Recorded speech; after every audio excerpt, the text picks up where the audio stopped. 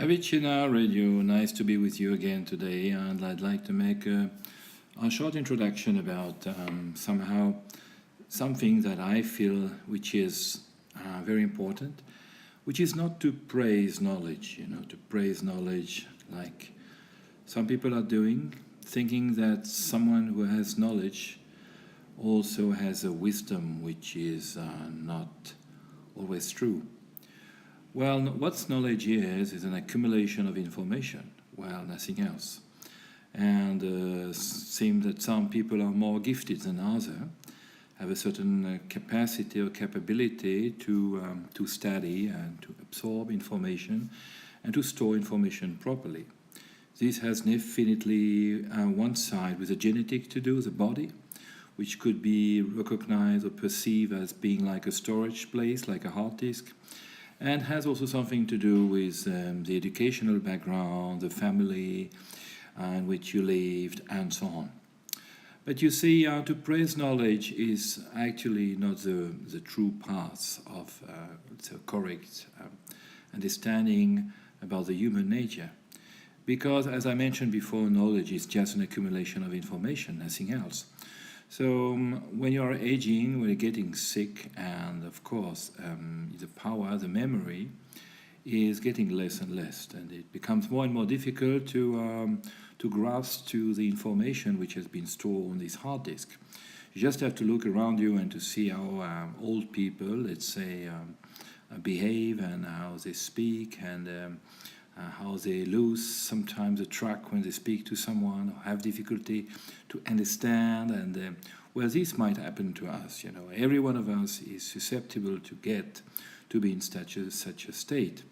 Of course, there is some exceptions. There is people which, even though they are very old, still have an amazing knowledge, a profound sleep, and a good appetite. So according to Chinese medicine, this is a sign of longevity. But generally, when you look at aging people, then the memory gets worse and worse.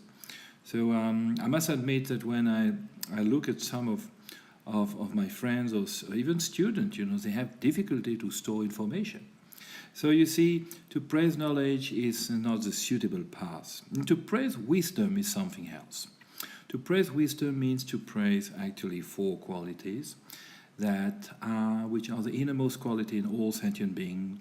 And the first one is to praise equanimity, which is a state of living completely, fully, what we could call the present moment, which is beyond extreme, beyond past and future. So this is what we call equanimity, a complete stable state of the mind. And the second quality which arises out of this equanimity, this is love, not passions, not to be mixed up with passionate behavior. Or it's really love, pure love, which is the expression of a non-dual state, which is the expression of the absence of subject and object. And the third quality and the third wisdom would say this is what we call compassion. So the spontaneous expression of love towards all sentient beings, to do something good, which without thinking much about. It's somehow like a mother standing up the night when the child is sick. She has not to think about it, she just does it. It's a natural way of behaving. That the compassion of a Buddha or of Jesus, to help sentient beings as much as they could. And the fourth quality, the fourth wisdom, which has a value to be praised, is the quality of joy, of felicity, or bliss, which is also the expression of a complete relaxed state, not intellectually relaxed or relaxed because of enough money or financial security or whatsoever. It's a fearlessness state. There is no fear anymore because there is nothing to protect somehow.